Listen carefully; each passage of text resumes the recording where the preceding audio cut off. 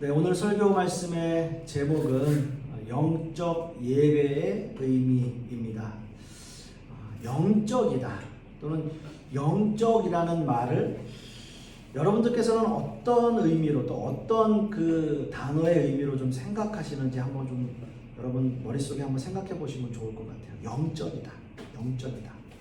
영적이라는 그 단어만 우리가 생각해 본다면 영적이라는 그 단어 안에는 뭔가 신앙심이 깊고 또 기도를 굉장히 유창하게 하고 방언을 또 말하고 뭐 대략 이런 정도의 모습 또 이런 모습보다 더한 어떤 모습을 우리는 영적이다 또는 뭐 영적인 사람이다 라고 생각하곤 합니다. 오늘 우리가 함께 읽은 본문 1절 하반절에 너희가 드릴 영적 예배다 라는 말씀이 나오는데요. 이 본문에서 영적이다 라는 그 단어의 헬라어 원어는 로기코스라는 단어를 사용해요. 그 로기코스라고 하는 그 단어의 의미는 합리적인 또는 이성적인 이라는 뜻이에요. 그러니까 우리가 알고 있는 영적이라고 하는 그 단어의 의미가 실제로 원어의 의미는 합리적인 또는 이성적인 이라는 뜻이다라는 거죠. 여러분 좀 어떠세요? 그 단어의 의미를 생각해 봤을 때 좀 의아한데? 라는 생각을 하실 수 있어요. 뭔가 우리가 상상하는 영적이다 라고 하는 것의 헬라어 원어의 의미를 우리가 상상해 본다면 뭔가 기적적인, 뭔가 초월적인 이런 단어의 의미여야 되지 않을까라는 생각을 하지만 의외로 그 단어의 원어적 의미는 그렇지 않다는 거죠. 그래서 이것을 원어적 의미로 본다면 영적 예배라고 하는 단어의 의미 속에는 합리적인 예배 또는 이성적인 예배로 번역해도 무관하다는 뜻이에요. 그래서 영적이다라고 하는 것이 합리적인, 이성적인이라는 뜻이라는 거죠.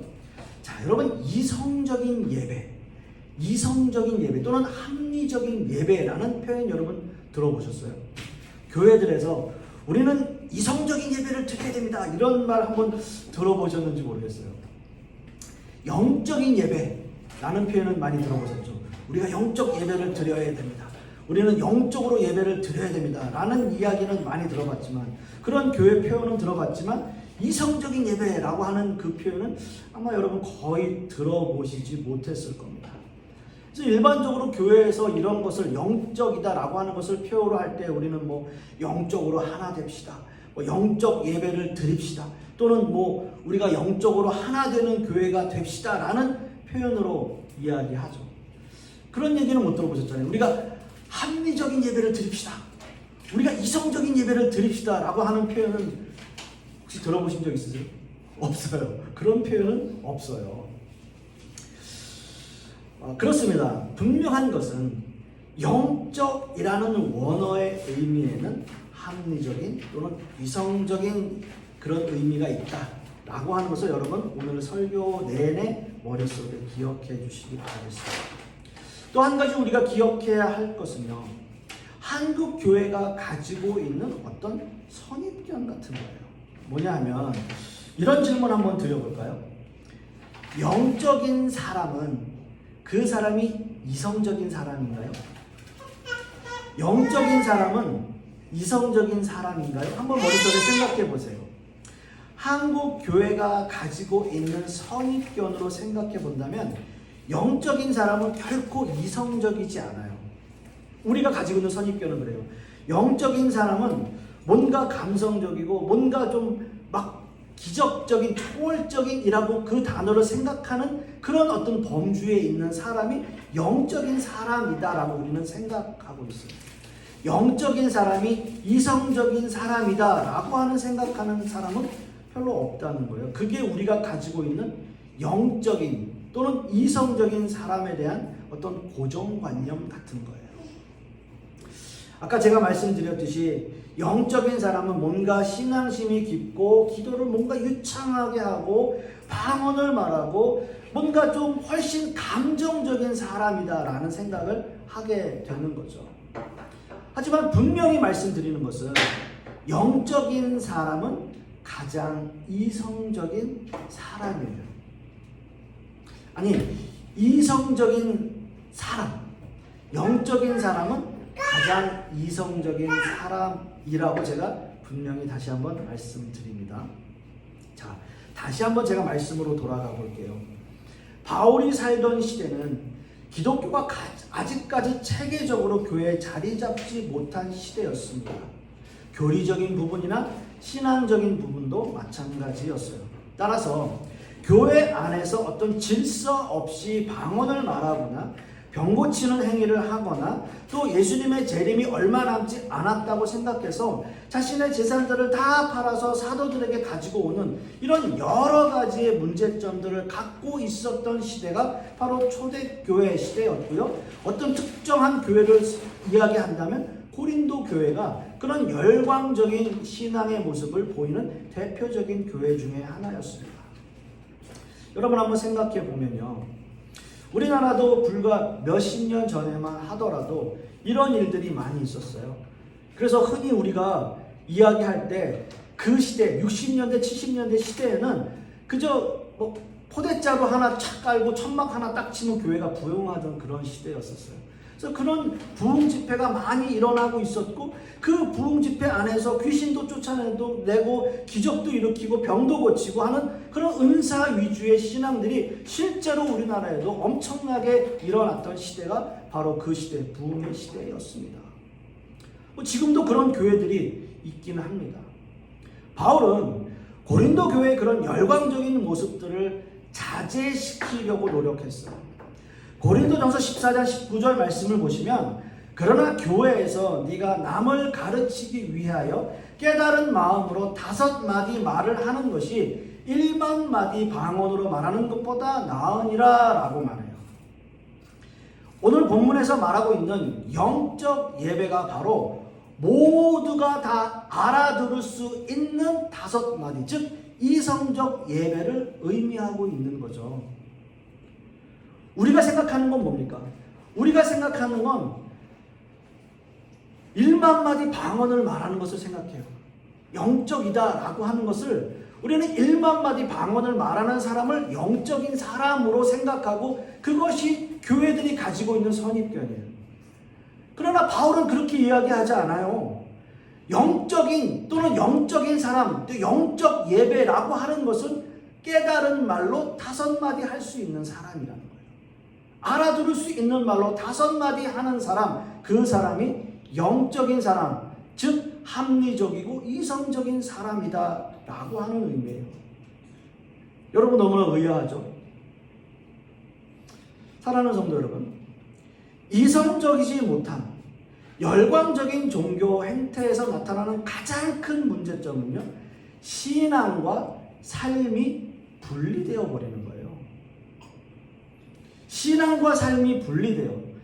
이성적이지 못한 열광주의적인 그런 예배 가운데서는, 그러한 종교 행태에서는 삶과 신앙이 분리되어 있다는 거예요. 예를 들면 아주 쉬운 예를 하나 들어드릴게요. 너무 교회에 열정적으로 일을 하다 보니까 집안일을 다 등한시해요. 아무것도 안 해요. 집안 살림도 안 하고 아무것도 안 하는 거예요. 그러면 여러분 생각해 보세요. 남편이 어떻게 생각하겠어요? 저 여자 아주 그냥 예수쟁이, 미쳤구만, 미쳤어. 이렇게 얘기를 할 거예요. 또 다시 다른 예를 하나 드릴게요. 남편이 일은 안 하고 그냥 교회만 쫓아다녀요. 교회 무슨 일만 했다면 무슨 교회 목수인지 교회 뭐 집사인지 뭔지 모르겠어요. 하여튼 교회 무슨 일만 했다면 발 벗고 나서갖고 교회 일만 하는 거예요. 회사는 맨날 연차 내고, 가족끼리 휴가를 가야 되는데 그거 다 써버려 교회 일에. 여러분 그럼 어떻겠어요? 저 남편 미쳤구만. 저 교회 완전 미쳤네. 이렇게 생각할 거 아니에요. 신앙과 삶이 분리되어 버리는 거예요. 신앙을 쫓아가다 보니까 자기의 삶이 안정적이지 못해요. 이런 일들이 일어나는 거예요. 이것은 뭐예요? 열광주의적인 거예요. 한마디로. 저는 늘 여러분들께 말씀드리는 게 있어요. 교회와 세상에서 성숙한 그리스도인은 제 목회 철학이고 늘 여러분들에게 말씀드리는 교회 표어 중에 하나입니다. 교회와 세상에서 성숙한 그리스도인은 신앙의 균형, 밸런스를 말해요. 신앙과 삶이 균형을 이루어야 돼요. 그 균형을 이루는 것, 그게 너무나 중요한 얘기예요. 신앙과 삶이 균형을 이루지 못하면 여기에서 문제가 발생해요. 바울이 오늘 이야기하는 것도 바로 그겁니다. 이성적이고 합리적인 예배는 신앙의 균형이 있어야 되는 거예요. 균형이. 그 균형을 잡아가는 거예요. 자, 그렇다면 오늘 본문에서 말하고 있는 합리적이고 이성적인 예배는 과연 어떤 것일까라고 하는 거죠. 오늘 본문 1절 중반절을 보면 너희 몸을 하나님이 기뻐하시는 거룩한 산 제물로 드리라 라고는 말씀이 있어요. 자, 이 본문에서 제물은 구약시대 유대인들이 죄를 씻기 위해서 자신을 대신해서 하나님 앞에 산 동물을 드리는 행위를 말합니다. 그때 당시에 드려졌던 것은 소, 양, 비둘기 같은 산 제물들이었어요. 이렇게 하는 의미는 제물을 제단에 놓는 순간 그 제물은 하나님의 것이 되고 그 제물은 거룩한 것이 됩니다. 그렇게 할 때 하나님은 그 제물을 기뻐 받으셨고 사람을 대신해서 드려진 그 제물로 인해서 인간의 죄를 사하여 주시는 거예요. 그게 산 제물의 의미입니다. 자, 이것이 구약의 제사와 제물의 의미인데, 그렇다면 바울 사도가 말하는 초대교회 당시의 산 제물의 의미는 과연 무엇이냐라는 거죠. 산 제물의 모습은 본문 2절의 말씀을 보시면 답이 나와 있어요. 한번 2절 말씀을 다시 봅니다. 너희는 이 세대를 본받지 말고 오직 마음을 새롭게 함으로 변화를 받아 하나님의 선하시고 기뻐하시고 온전하신 뜻이 무엇인지 분별하도록 하라 라고 말씀하고 있습니다. 이것이 산 제물의 의미예요. 바울 사도는 산 제물의 의미를 오늘 이 2절 본문에서 두 가지로 말합니다. 첫째는 이 세대를 본받지 말라라는 거예요. 이 세대를 본받지 말라. 여러분들도 잘 아시겠지만 바울이 살던 그 시대는 어떤 시대입니까? 로마 제국이 모든 세력을 다 장악하고 이제 한 도시에서 한 제국으로 모든 곳을 다 통치하고 엄청난 시대를 이끌어 가던 나라가 바로 로마라고 하는 나라예요. 흔히 기독교에서 말하고 있는 그 로마는 여러분들이 생각하기에 그 로마 제국이 다 나쁜 건가요? 로마 시대에 살고 있던 그 로마가 우리 기독교가 말할 때 그건 마귀라고 말할 수 있나요? 다 나쁜 게 아니겠죠.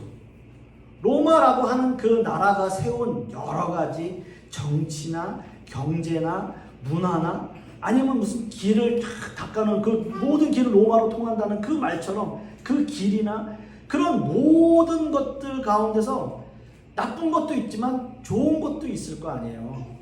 그렇잖아요. 로마라는 시대 역시도 좋은 게 있고 나쁜 게 있을 거 아니에요. 다만 전체적인 방향이 기독교 신앙과는 좀 달라요. 왜요? 황제를 우상으로 섬기잖아요. 황제를 우상으로 섬기고 황제가 신이잖아요, 말하자면. 그러면 기독교 사상에서 그건 맞는 겁니까? 아니에요. 그건 달라요. 틀려요. 그건 잘못된 거예요. 그렇기 때문에 기독교 신앙과는 달랐지만 그들이 가지고 있었던 어떤 정치와 문화와 이런 모든 것들은 다 나쁜 건 아니에요. 그리고요, 뭔가 예수님의 가르침을 그들은 오해했고 그래서 예수님을 십자가에 처형하는 일들까지도 벌였던 겁니다. 자, 그렇게 할 때 이 시대를 살아가는 과연 우리는 어떠냐라는 거죠. 그 세대를 본받지 말라라고 하는 그 말씀이 지금 이 시대에도 그대로 적용될까요? 적용되겠죠. 바울이 말하고 있는 그 시대에 그 세대를 본받지 말라라고 하는 그 말씀의 의미가 2000년이 지난 지금도 뭔가 적용이 되겠죠. 자, 그러나 제가 여러분들께 말씀드렸듯이 이 시대의 흐름을 거부하고 이 시대의 흐름을 배척하면서 우리는 살 수 있을까요? 살 수가 없어요. 그냥 예를 한번 들어드릴게요. 우리가 다 쓰고 있는 최첨단 휴대폰. 저도 얼마 전에 휴대폰을 바꿨습니다. 최신형으로 바꿨어요. 매달 돈을 이제 나눠서 내야 돼요. 어찌됐든. 이 휴대폰 하나도 안 쓰고, 우리가 컴퓨터 하나도 안 하고, 여러분 할 수 있는 일이 있을까요? 집에 인터넷 하루 이틀 이사 가면서도요, 가장 먼저 하는 게 뭐예요? 인터넷 설치해야 돼요. 인터넷 없으면 다 안 돼요. 뭔가 그게 안 되면 모든 게 다 내가 마비가 되는 것 같은, 아무것도 할 수 없는 그런 모습일 것 같아요. 그런 거 다 끊고 나는 이 세대에 절대 동조할 수 없어 라고 하면서 살아갈 수는 없어요. 그래서 바울이 말하고 있는 세대를 본받지 말라라고 하는 의미는 로마의 체제를 완전히 부정하고 배척하라는 의미보다는 로마 체제 안에서 살아갈 수밖에 없지만 거기에 길들여지지 말라라는 거예요. 길들여지지 말라. 나는 거기에 길들여지지 않겠다. 여러분 이 말씀에 동감하세요? 저는 진짜 동감해요. 목회자로서 내가 이 세대에 길들여지지 말아야 할 것들이 있어요. 예를 들어서 지금 이 시대의 목회자라면 동성애라든지 또는 그것과 비슷한 모든 2차적인 문제들, 이런 것들에 대해서 인정하고 넘어갈 수 없다는 거예요. 미국이나 유럽의 많은 나라들은 지금 그것이 합법화되어져 가고 있지만 저는 동조할 수가 없어요. 거기에 길들여질 수 없어요. 길들여지지 않아야 하는 것은 저뿐만 아니라 여러분 역시도 각자에게 다른 어떤 것이 적용될 거예요. 여러분들이 길들여지지 말아야 할 것, 그것이 세대를 본받지 말아야 할 이유이고 여러분들이 산 제물로 드려지는 이유입니다. 두 번째는요, 하나님의 뜻을 분별해야 한다라는 말씀이에요. 하나님의 뜻을 분별하라. 이것은요, 이 세대를 본받지 말라는 말과 연결되어져 있어요. 하나님을 믿는 사람들이라고 하더라도 실제 삶에서는 대개 다 이 세대를 따라가게 돼 있습니다. 제가 말씀드렸잖아요. 세대를 따라갈 수밖에 없어요. 다만 우리는 어떤 부분에서 길들여지지 않아야 합니다 라고 하는 말씀을 드렸어요. 그러면 그렇게 살다 보면 하나님의 뜻이 뭔지, 하나님의 뜻이 어떤 것인지 우리가 별로 생각할 게 없어요. 그냥 사는 거예요. 그냥 살아가는 거예요. 하나님의 뜻이 무엇인지 분별하기 쉽지도 않고 그렇게 하려고 애쓰지도 않아요. 자, 그런데요, 제가 한번 여러분들에게 이런 제안을 드려볼게요. 우리가 하나님의 뜻이 무엇인지 어렵게만 생각하면 다 어려워요. 근데 쉽게 생각해보면 이런 거예요. 내가 친구하고 싸웠어요. 근데 그 친구랑 싸웠는데 별것도 아닌 것 같고 싸웠어요. 그래서 생각 같아서는 난 저 친구 절대 용서할 수가 없어. 내가 저 친구랑 얘기를 하거나 내가 다시 만나면 내가 사람이 아니야. 이렇게 생각하는 거예요. 자, 근데 그냥 쉽게 그래, 내 자존심 버리고 내가 먼저 사과하고 내가 먼저 그 친구한테 미안하다고 손 내밀면 그만이지. 여러분, 이게 하나님의 뜻일까요? 아니면 먼저 얘기했듯이 난 저 친구랑 도저히 할 수가 없어, 하나님의 뜻이 무엇인지 난 절대 모르겠어, 이렇게 하는 게 쉬운 일일까요? 내가 먼저 내 자존심 내려놓고 내가 먼저 사과하면 그게 제일 쉬운 일이잖아요. 쉬운 일은요, 가장 이성적이고 합리적이에요. 그리고 하나님의 뜻이라고 하는 것은요, 가장 이성적이고 합리적인 게 영적인 거예요. 그래서 참 쉬워요. 하나님의 뜻을 막연하게 생각하면 참 어려워요. 그런데 쉽게 생각하면 쉬운 거예요. 모든 생각들을 합리적이고 이성적이고 내가 낮아지고 내가 손해본다라고 한번 생각해 보세요. 그것보다 쉬운 결정은 없어요. 다만 좀 고통스럽겠죠. 그렇게 한다면 여러 가지 어려운 일이 있겠죠. 그런데 그게 하나님의 뜻이에요. 우리는 그 고통을 감내하고 싶지 않아서 그 결정을 안 할 뿐이에요. 하나님의 뜻이라는 건요, 참 쉬워요. 어렵지 않아요. 내가 낮아지고, 내가 먼저 자존심 버리고, 내가 먼저 손 내밀면 그것보다 쉬운 게 없어요. 그러나 그걸 안 해요. 우리가 그걸 못 해요. 그래서 하나님의 뜻이 뭔지 몰라요. 어렵다고 생각해요. 그렇지 않습니다. 하나님의 뜻을 분별하는 것, 막연하게 생각하는 것 아니에요. 성경에 나와 있는 그대로 내가 낮아지고 내가 더 죽어지면 그게 하나님 뜻이에요. 그렇게 못하니까 우리가 어렵다라는 거예요.